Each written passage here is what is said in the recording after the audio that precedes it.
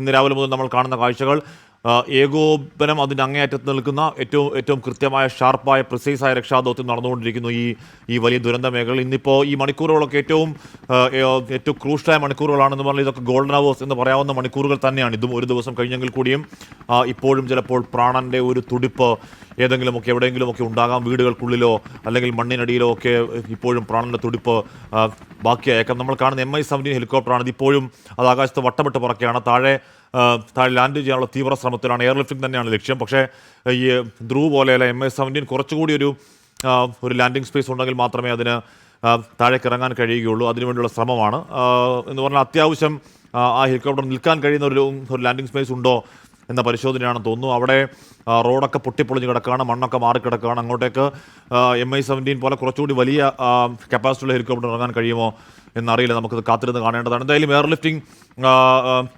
ആലോചനയിലുണ്ട്, airlifting തീരുമാനമുണ്ട്. Airlifting തീരുമാനപ്രകാരമാണ് MI-17 അതിന് മുകളിലേക്ക് എത്തുന്നത്.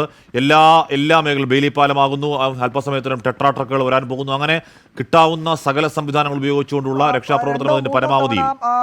MI-17 ഹെലികോപ്റ്റർ ഇവിടെ വന്ന് ഇവിടുത്തെ സാഹചര്യം നിരീക്ഷിച്ച ഒരു ഏരിയൽ സർവേ നടത്തി പോയിട്ടുണ്ട്. ആ ഹെലികോപ്റ്ററിന് ഇറങ്ങാൻ പറ്റുന്ന തരത്തിൽ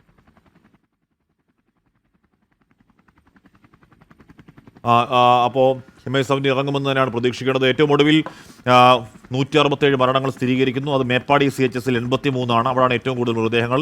76 പേരെ 76 പേരെ തിരിച്ചറിഞ്ഞു. നിലമ്പൂരിലുള്ളത് 70 മൃതദേഹമാണ്.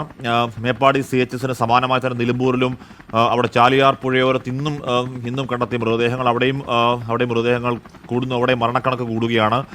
വിംസ് ആശുപത്രിയിലുള്ളത് 12, ബത്തേരി ആശുപത്രിയിൽ 1, വൈത്തിരി ആശുപത്രിയിലുള്ളത് 1 മൃതദേഹമാണ്. അപ്പോൾ അതാണ് ഏറ്റവും കൂടുതൽ ഡെത്ത് ടോൾ. പക്ഷേ ഇത് ഇനി ഒരുപാട് മുകളിലേക്ക് പോകാതിരിക്കട്ടെ.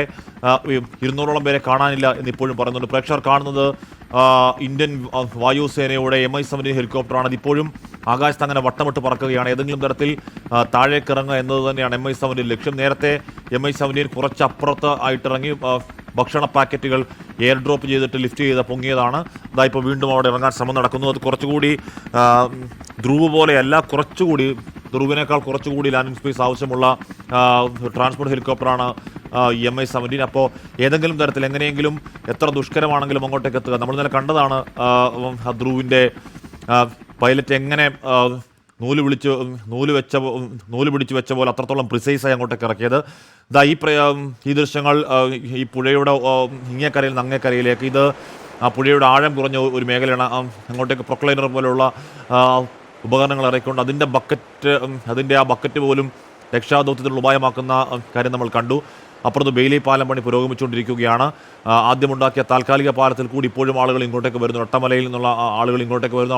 അവിടെയും ഇപ്പോൾ നീണ്ട ക്യൂ പ്രകടമാണ്. മുണ്ടക്കൈയിൽ റാണിമലയിലുള്ള ട്രിവാലിയിൽ നിന്നും ആളുകളെ ഇങ്ങോട്ടേക്ക് ഏതാണ്ട് പൂർണ്ണമായി തന്നെ എത്തിച്ച് കഴിയുന്നുണ്ട്. ഇപ്പോൾ രാവിലെ കണ്ട മൃതദേഹങ്ങളുടെ വല്ലാത്ത കാഴ്ചകൾക്കപ്പുറം നമ്മളിപ്പോൾ ഈ സമയം കാണുന്നത് ജീവിതത്തിൻ്റെ കാഴ്ചകളാണ്, ജീവിതത്തിലേക്കുള്ള മടങ്ങിവരവിൻ്റെ കാഴ്ചകളാണത്. രാവിലത്തെ ആ ദൃശ്യങ്ങൾ കണ്ട് മനസ്സുമടുത്ത് വല്ലാതെയായിരുന്നവർക്ക് ഒരു പരിധിയെങ്കിലും ആശ്വാസമെന്ന് പറയാൻ കഴിയില്ല. അതൊരു ദുരന്ത ഭൂമിയാണ് എന്ന് പറഞ്ഞാൽ ഒരുപാട് വീടുകളും മരങ്ങളും സ്കൂളും എല്ലാമുള്ള ഇടം. അത് ഇപ്പോൾ ഒറ്റ രാത്രി കൊണ്ട് ഒന്നും ബാക്കിയില്ലാതെ എല്ലാം തുടച്ചെടുത്തു കൊണ്ടുപോയ കാഴ്ച. ആകെ അവിടെ ബാക്കിയുള്ളത് ഇങ്ങനെ പൊളഞ്ഞു കിടക്കുന്ന അല്ലെങ്കിൽ പുതഞ്ഞു കിടക്കുന്ന ചെളിയാണ്. അതിൽ പൊലിഞ്ഞ ജീവനുകളെ കണ്ടെത്താനുള്ള തീവ്ര ശ്രമങ്ങൾ ഇപ്പോഴും പുരോഗമിച്ചുകൊണ്ടിരിക്കുകയാണ്. അതുകൊണ്ട് ദുരന്തഭൂമിയിൽ എന്തെങ്കിലും ആശ്വാസമെന്ന് പറയാനുണ്ടോ? ആ വാക്ക് ഉപയോഗിക്കുന്നത് ശരിയാണോ എന്നറിയില്ല. അവിടെ ആശ്വാസങ്ങളല്ല, അവിടെ നിശ്വാസങ്ങൾ മാത്രമാണ്, നെടുവീർപ്പുകൾ മാത്രമാണുള്ളത്. എങ്കിൽ കൂടിയും ജീവിതത്തിലേക്കുള്ള മടങ്ങിവരവ് അതെപ്പോഴും ആശ്വാസം തന്നെയാണ്. അങ്ങനെ മടങ്ങിവരവിൻ്റെ കാഴ്ച, പ്രത്യേകിച്ച് ആ 3 വയസ്സുള്ള കുഞ്ഞിനെയൊക്കെ നെഞ്ചോട് ചേർത്ത് പ്രവർത്തകൻ പുറത്തേക്ക് കൊണ്ടുവരുന്ന കാഴ്ചയൊക്കെ ഈ ദിവസം നമുക്ക് അവിടെ നിന്ന് കിട്ടാൻ കഴിയുന്ന ഏതെങ്കിലും തരത്തിൽ മനസ്സിന് ചെറുതായെങ്കിലും ആശ്വസിക്കാൻ കഴിയുന്ന കാഴ്ചകൾ ഒന്നായിരുന്നു ആ കാഴ്ച. രക്ഷാദൗത്യം അതിൻ്റെ പരിപൂർണാവസ്ഥയിലേക്ക് എത്തുന്നു. ഒരുപാട് സേനകൾ ദുരന്തമുഖത്തേക്ക് എത്തുന്നു. അതിസാഹസികമായ രക്ഷാദൗത്യമാണ്. നമ്മൾ നേരത്തെ കണ്ടു ആ ട്രിവാലിയിൽ നിന്നും പാറകൾക്കിടയിൽ നിറഞ്ഞിരിക്കുന്ന ഈ ചെളിയാണ്. എന്ന് പറഞ്ഞാൽ കാലൊന്ന് കുത്തിക്കഴിഞ്ഞാൽ മുട്ടോളം ഇറങ്ങിപ്പോകുന്ന ചെളിയാണ്, ചെളിക്കുണ്ടുകളാണ് ഓരോന്നും. ആ ചെളിക്കുണ്ടുകളിൽ തടിയൊക്കെ ഇട്ടുകൊണ്ടാണ്, ആ തടിക്ക് മുകളിൽ നിന്നുകൊണ്ടാണ്, അല്ലെങ്കിൽ ആ കാലൊന്ന് വഴുതിയാൽ താഴേക്ക് പോകുന്ന രീതിയിലുള്ള ആഴത്തിലുള്ള ചെളിയാണ്. അവിടെയാണ് അതിസാഹസികമായ രക്ഷാദൗത്യം. ഇതാണ് കേരളം. നമ്മൾ കൈകോർപ്പ പ്രിയപ്പെട്ട പ്രേക്ഷകർ ഈ കാണുന്നത് നേരത്തെ വെള്ളാർമല സ്കൂളിൻ്റെ ദൃശ്യങ്ങളാണ്. ഉരുൾപൊട്ടലിന് ശേഷവും അതിനു മുമ്പുമുള്ള ഏരിയൽ ദൃശ്യങ്ങൾ, ആകാശ ദൃശ്യങ്ങൾ പ്രേക്ഷകർ കാണുകയാണ്. അതിൽ വളരെ വ്യക്തമാണ്, വളരെ ഭംഗിയാണ്. നമ്മൾ നേരത്തെ പറയുന്നത് പോലെ ഒരുപാട് വീടുകൾ, ഒരുപാട് മരങ്ങൾ, സ്കൂള് എല്ലാമുള്ള ഒരിടം ചൂരൽമല ഗ്രാമം. ഈ രാത്രി അവിടെ നിന്ന് ഉരുൾപൊട്ടി താഴേക്ക് ഇറങ്ങുമ്പോഴേക്കും ഒരു പച്ചപ്പ് പോലും അവശേഷിക്കാതെ ആ ഗ്രാമം അപ്പാടെ ഇല്ലാതാവുന്ന നേർസാക്ഷ്യങ്ങൾ, നേർക്കുനേർ ആകാശ സാക്ഷ്യം പ്രേക്ഷകർ കാണുകയാണ്. ബാക്കി അവിടെ ബാക്കിയാകുന്ന ചെളി മാത്രമാണ്. അതിൽ പൊലിഞ്ഞ ജീവനുകളെ കണ്ടെത്താൻ ഉള്ള തീവ്ര ശ്രമങ്ങളും ഭീതിയും അതിൻ്റെ വിലാപങ്ങളും ഒക്കെ നമ്മൾ കാണുകയാണ്. ഉരുൾപൊട്ടലിന് ശേഷവും ഉരുൾപൊട്ടലിന് മുമ്പുമുള്ള ദൃശ്യങ്ങൾ പ്രേക്ഷകർ കാണുന്നു. അതിൽ നിന്ന് വളരെ എവിഡൻ്റ് ആണ് എത്രത്തോളം ഇമ്പാക്റ്റാണ് ഈ പറയുന്ന വല്ലാത്ത ഉരുൾപൊട്ടൽ. കേരളം ഇതുവരെ കണ്ട ഏറ്റവും വലിയ ഒരു മഹാദുരന്തം, 2018 പ്രളയ ദുരന്തത്തോളം പോകുന്ന ഒരു മഹാദുരന്തം ഇതൊരു മേഖലയിലേക്ക് മാത്രമായി ചുരുങ്ങിക്കൊണ്ട് നമ്മൾ കാണുകയാണ്. ബെയിലിപ്പാലത്തിൻ്റെ പണി അവിടെ പുരോഗമിച്ചുകൊണ്ടിരിക്കുകയാണ്. ബെയിലിപ്പാലം പണി പൂർത്തിയായി കഴിഞ്ഞാൽ JCBക്ക് അങ്ങോട്ടേക്ക് കൊണ്ടുപോകാൻ കഴിയും. അവിടെ എസ് വിജയകുമാർ കൂടി ചേർന്ന്. വിജയകുമാർ, ഈ ഇന്ത്യൻ വായുസേന ഹെലികോപ്റ്റർ താഴേക്ക് ഇറങ്ങാനുള്ള ശ്രമത്തിൽ തന്നെയാണോ? എയർലിഫ്റ്റിംഗ് ആണോ ആലോചന? എന്നാലും ഒരു കാര്യം വ്യക്തമാണ് വിജയകുമാർ, സാധ്യമാകുന്ന രീതിയിൽ സേനാവിഭാഗങ്ങൾ, നമ്മുടെ NDRF, കേരള ഫയർഫോഴ്സ് അടക്കം എല്ലാം ചേർന്നുകൊണ്ട് അങ്ങേയറ്റത്തെ ഇതിനപ്പുറം ഒരു രക്ഷാദൗത്യം അസാധ്യമാണ് എന്ന് തോന്നിക്കുന്ന രീതിയിൽ കൈമേയ് മറന്നുള്ള ഒരു രക്ഷാപ്രവർത്തന ദിവസമാണ് ഇന്ന് വിജയകുമാർ.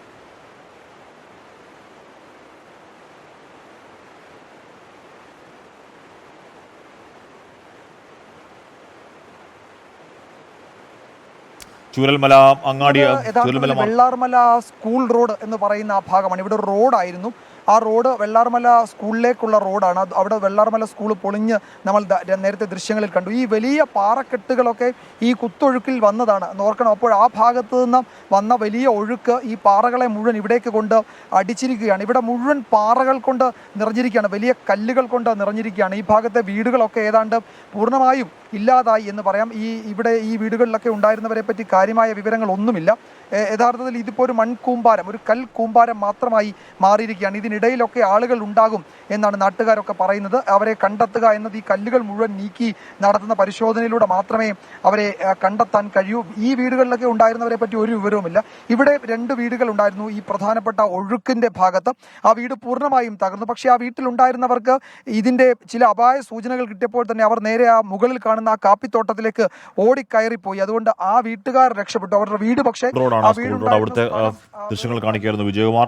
കോൺക്രീറ്റ് ചെയ്ത 20 നില വീടുകളടക്കം അവിടെ ആ ഭാഗത്ത് മാത്രം ഏകദേശം 200ഓളം വീടുണ്ടായിരുന്നു പറയപ്പെടുന്നു. ഇതിനെക്കുറിച്ച് കാര്യമായ വിവരങ്ങൾ ഇപ്പോഴില്ല.